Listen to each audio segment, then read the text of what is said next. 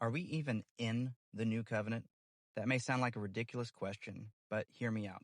Listen to the covenantal descriptions as given in Jeremiah 31:32. But this is the covenant I will make with the house of Israel after those days. First, house of Israel. This is the real physical Israel, Calvinist. I will put my Torah within them, my law with them. Yes, I will write it on their heart.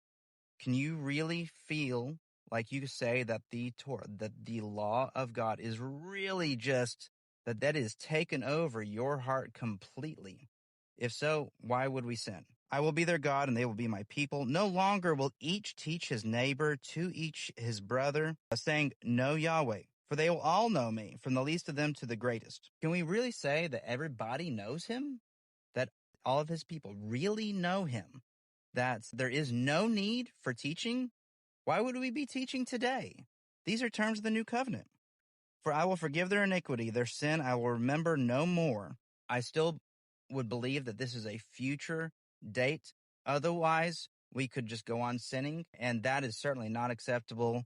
Even though Hebrews 8 talks about this being part of the new covenant, it also says that you can no longer sin. And when it says, I will make this covenant with the house of Israel after those days, which days is he talking about?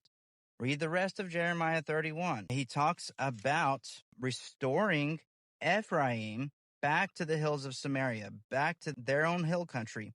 He says that he will save his people, the remnant of Israel. I will gather them from the ends of the earth. I am Israel's father, and Ephraim is my firstborn. I hear the word of Yahweh, O nations, declare it to the distant islands, and say, he who scattered Israel will gather and watch over him, as a shepherd does his flock.